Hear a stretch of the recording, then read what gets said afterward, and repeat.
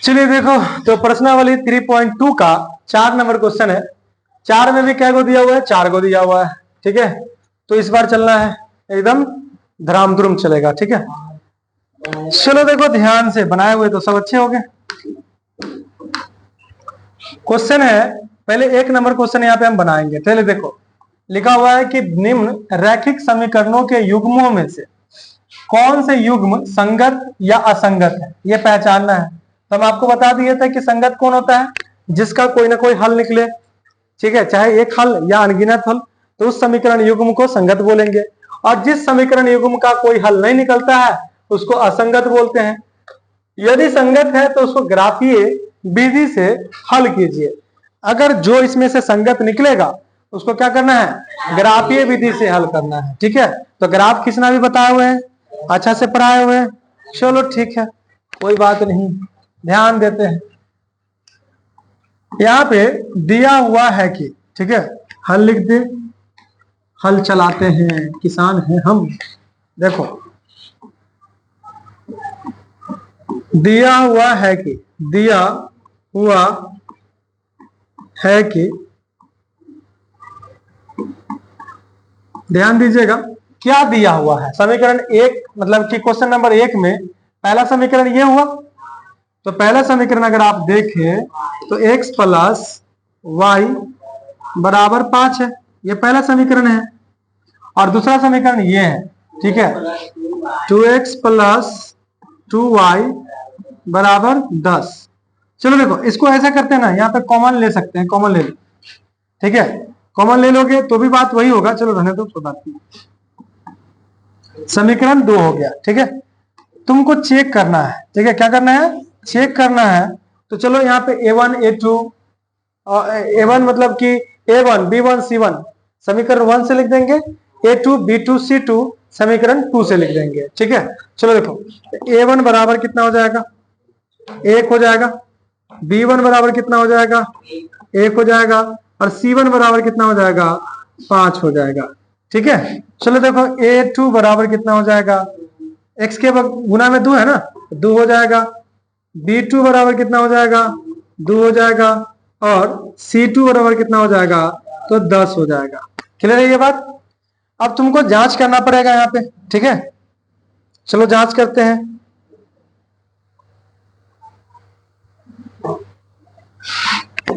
तो देखो, a1 बटे a2 बराबर क्या हो जाएगा? a1 बटे a2, a1 के जगह पे 1 बटा है तो बटा का चिन्ह, a2 बराबर 2। ठीक है, तो यहाँ पे 1 बटे 2 आ गया, कोई दिक्कत नहीं। चलिए यहाँ पे हम आगे चलते हैं,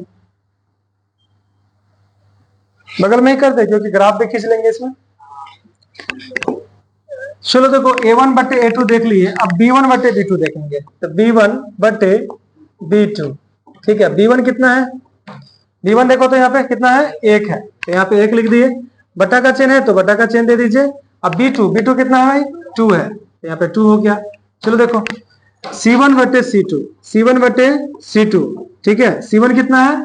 5 है, और c2 कितना है? 10 है, तो यहाँ पे कितना हो जाएगा? 5 दूना 10, यानी 1 बटे 2 आएगा। अब ध्यान से देखना, संयोग यहाँ पे ऐसा है, a1 बटे a2 भी 1 बटे 2 आया, b1 बटे b2 भी 1 बटे 2 आया, और c1 बटे c2 भी 1 बटे 2 आया। यानी a1 बटे a2, b1 बटे b2 और c1 बटे c2 जो है वो क्या है? बराबर। ठीक है, क्या है? बराबर है। ठीक है, हाँ, तो यहाँ पे लिख देंगे कि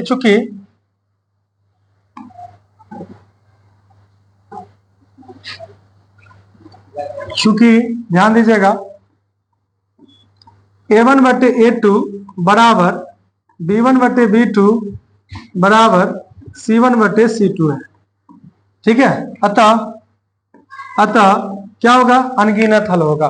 ठीक है, अतः ठीक है, समीकरण के अनगिनत हल होंगे, तो यहाँ पे लिख देते हैं सिर्फ अनगिनत हल होगा।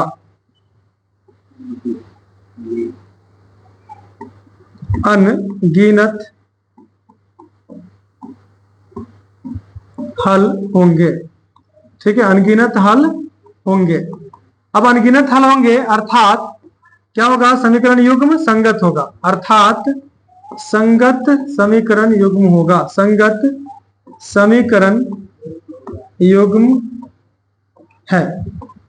अब जब संगत समीकरण युग्म है तो एक बात बताया गया है यहाँ पे कि संगत समीकरण युग्म होगा तो क्या कीजिएगा, उसका ग्राफ खींचिएगा। ठीक है, क्या कीजिएगा, ग्राफ खींचिएगा। ठीक है, समझ में आएगा।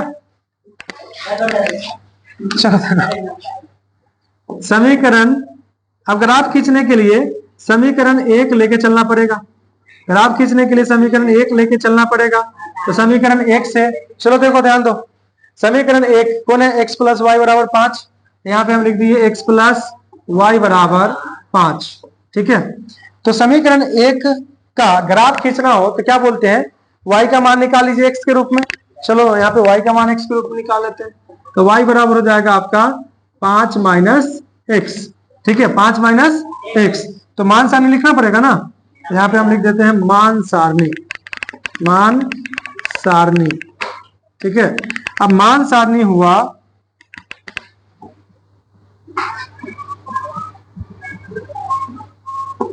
X Y.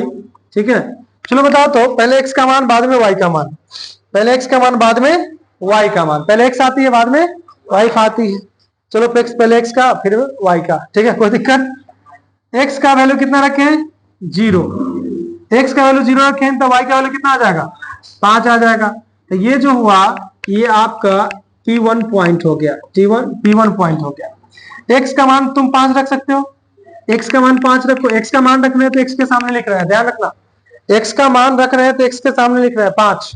तो x का वैल्यू अगर 5 रखे तो 5 माइनस 5 कितना, यानी y के सामने कितना आ गया, 0 आ गया। तो y का मान 0 हो जाएगा, ये P2 पॉइंट हो गया।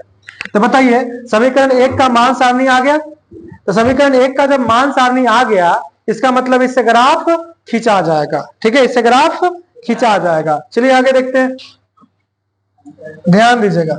समीकरण 2 लेके चलते हैं, क्योंकि समीकरण 2 का भी आपको ग्राफ खींचना पड़ेगा। ठीक है, समीकरण 2 का, तो यहाँ पे देखिए समीकरण 2 से, समीकरण 2 से, चलो देखो समीकरण 2 से यानी 2 इंप्लाइज कर लेते हैं। समीकरण 2 से मतलब 2 इंप्लाइज कर लेते हैं। चलो 2 लिखो, क्या हो जाएगा, 2x प्लस 2y बराबर 10 हो जाएगा। ठीक है, चलो देखो यहाँ पे क्या करो, y का मान निकालना है तो x वाला को उधर भेजना पड़ेगा। तो 2y बराबर कितना हो जाएगा, 10 माइनस 2x, 10 माइनस 2x हो जाएगा। अब यहाँ पे y बराबर कितना हो जाएगा, 10 माइनस 2x, क्योंकि y का मान मतलब क्या भेजना पड़ेगा ना, तो बट्टे में ये 2 भेज दिए। ठीक है, बट्टे में कितना भेज दिए, 2 भेज दिए। अब y का मान निकल गया, y का मान x के रूप में निकल गया। ठीक है, चलो लिखते हैं मान सारणी। यहाँ पे लिख देंगे मान सारणी। ठीक है, मान सारणी, तो मान सारणी में पहले x आएगा बाद में y आएगा। ठीक है, तो यहाँ पे हम x और y का लिख दिए। बता दीजिए तो x का मान कितना ले, x का मान 0 लेते हैं। ठीक है, तो 0 खत्म हो जाएगा तो 10/2 यानी 5 आएगा, तो 0 और 5 आ गया। ठीक है, ये हो गया आपका P1 डैश। उसके बाद देखो यहाँ पे 5 ले लो। 5 क्यों लिए, क्योंकि यहाँ देखो 2 पंचे 10, 10 में से 10 गया तो 0। तो अगर हम x का मान कितना लेते हैं 5, तो y का मान कितना आ जाएगा, 2 पंचे 10, 10 में से 10 गया 0 बटे कुछ हो 0, तो 0 आ जाएगा। तो ये हो जाएगा आपका P2 डैश। समझ आ रहा, क्या हो जाएगा, P2 डैश हो जाएगा। कोई दिक्कत, तो इसका ग्राफ बनाते हैं। ठीक है, इसका ग्राफ बनाते हैं, ध्यान दीजिएगा यहाँ पे। ठीक है,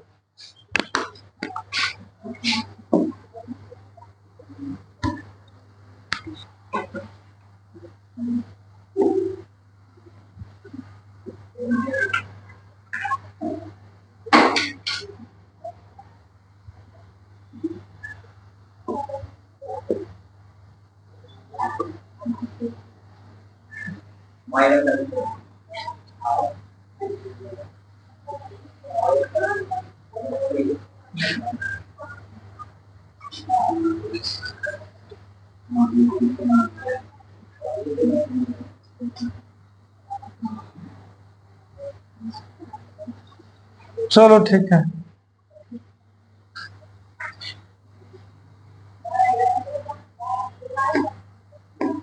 एकदम परफेक्ट हो गया। ठीक है, चलो यहाँ पे देखो, इसका हम ये एक्स अक्ष है, एक्स एक्स डैश एक्स अक्ष हो गया, और ये वाई वाई डैश यानी वाई अक्ष हो गया। ठीक है, तो चलो यहाँ पे हम लोग क्या करते हैं, नंबरिंग कितना तक है, 0 5 5 है ना, 5 तक है, चलो 5 तक लेते हैं। ठीक है, तो यहाँ पे x का मान 0 0 हो गया, यहाँ पे हो जाएगा 1 2 3 4 5। ठीक है, यहाँ देखो कितना हो जाएगा, -1 -2 -3 -4 -5। ठीक है, यहाँ कितना हो जाएगा, 1 2 3 4 5। ठीक है, यहाँ हो जाएगा -1 -2 -3 -4 -5 हो गया, समझ में क्या। चलो देखो, हम लोग को यहाँ पे क्या करना है, ग्राफ खींचना। ठीक है, देखो प्रथम जो आपको आया था समीकरण 1 से, मान सारणी एक्सी टेक्सी 0 पे, वाइफ को लेने कितना 5, तो टेक्सी 0 पे लेंगे, वाइफ को लेने 5 पे जाएंगे। ठीक है, तो यहाँ पे टेक्सी 0 पे लिए, एक्सी टेक्सी का मतलब क्या, एक्स का मान 0 पे, एक्स का मान 0 पे, और वाइफ को लेने 5 पे, मतलब 5 पे पहुंचेंगे। ठीक है, कितना पे, 5 पे, तो ये 5 पे आया, ये हो जाएगा आपका P1। ठीक है, क्या हो जाएगा, P1। समझ आ गया ये बात। अभी चलो, x का मान कितना था, x का मान देखो, देख लो, x का मान 5 पे, y का मान 0। ठीक है, तो यहाँ पे x का मान 5 पे, y का मान 0, तो x का मान 5 पे, y का मान 0, मतलब यहाँ पे हो जाएगा, ये हो जाएगा आपका P2। अब इस दोनों को क्या करो, मिला दो। ठीक है, इस दोनों को मिला दो। ठीक है,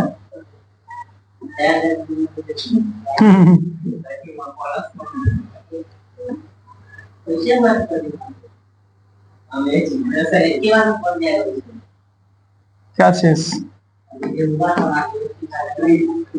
ठीक है ना। हाँ, चलो देखो, ये हुआ समीकरण 1 का ग्राफ। ठीक है, समीकरण 1 का ग्राफ, दूसरा का भी ग्राफ देख लो, वही चीज होगा फिर से। देखो यहाँ पे ध्यान से, x का मान कितना है, 0 पे, y का मान 5, 0 पे 5, यहाँ पे देखो 0 पे 5, x का मान 0 पे, y का मान 5, तो यहाँ पे अगर आप देखें, x का मान 0 पे, y का मान 5, तो मतलब यहीं पे आएगा। ठीक है, तो ये हो जाएगा आपका P1 डैश। ठीक है, और दूसरा भी क्या था, 5 पे 0 था, x का मान 5, तो x की तरफ 5 ले लिए, y का मान 0, मतलब ऊपर जाएंगे ना नीचे जाएंगे, मतलब यहीं पे। ठीक है, तो ये हो जाएगा P2 डैश।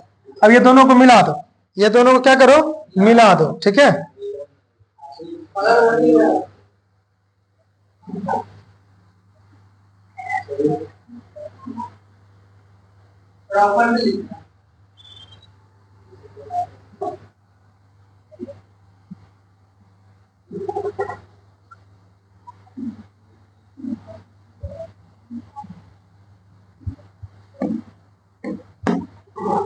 ठीक है, समझा क्या। अरे तो उसी पे आ गया ना, क्या दिक्कत। चलो देखो, तो ये हो जाएगा आपका समीकरण 2 बन गया। चलो, इसको नोट करने का हमको लगता है जरूरत नहीं है, क्या तुम लोग को। चलिए,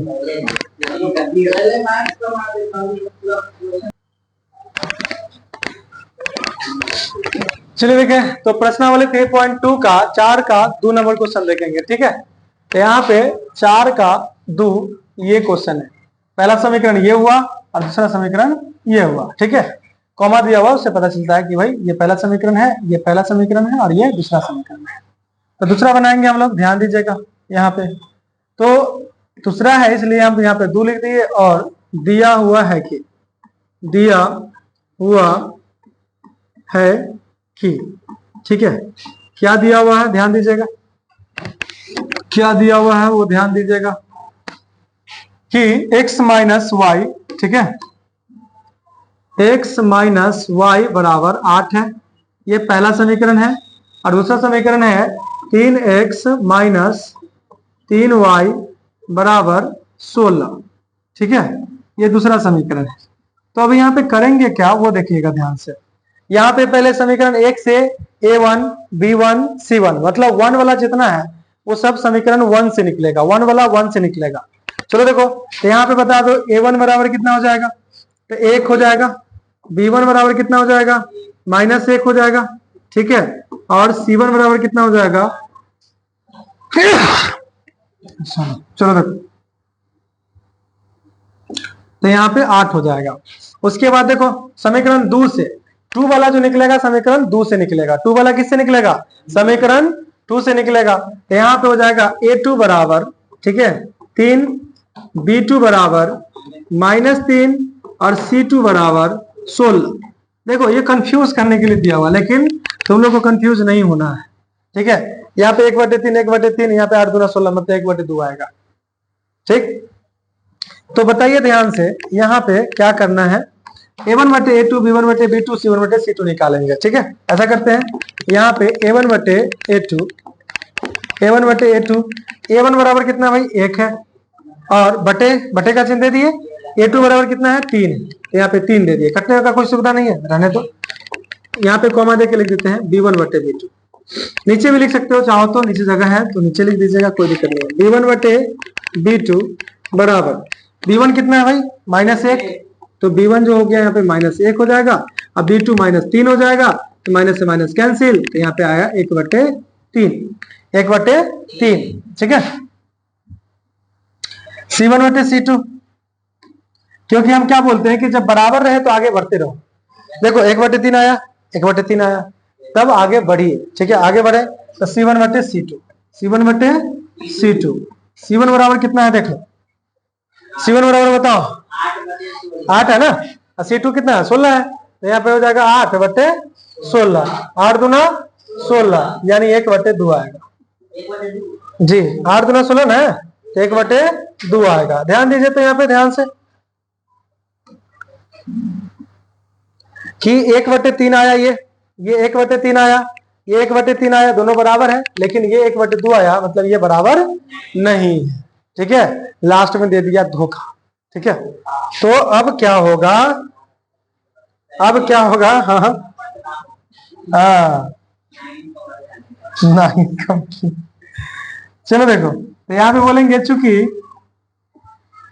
a1/a2, ठीक है, a1/a2 का मान 1/3 है, b1/b2 का मान 1/3 है, मतलब सेम, तो b1/b2 लेकिन बराबर नहीं है c1/c2 का, यानी c1/c2 के बराबर नहीं है, c1/c2 के बराबर नहीं है। आप लोग को याद है कि नहीं कि तैयारी अच्छा हुआ, एग्जाम नहीं दे पाए, एक को नंबर नहीं, ठीक है, तो कोई हल नहीं, तो यहाँ पे क्या लिख देंगे, अतः कोई हल नहीं, अतः कोई हल नहीं है। जब कोई हल नहीं है, ठीक है, जब कोई हल नहीं है, इसका मतलब क्या हुआ, इसका मतलब हुआ कि ये समीकरण युग्म क्या है, असंगत समीकरण युग्म है। ये ना होता है, समीकरण का कोई हल ही नहीं निकल रहा है, ठीक है, तो असंगत समीकरण युग्म होगा। तो यहाँ पे हो जाएगा अर्थात, ठीक है, असंगत समीकरण युग्म है। अब यहाँ पे आपको ग्राफ बनाने का जरूरत नहीं है, ठीक है। चलो लिखो इसको,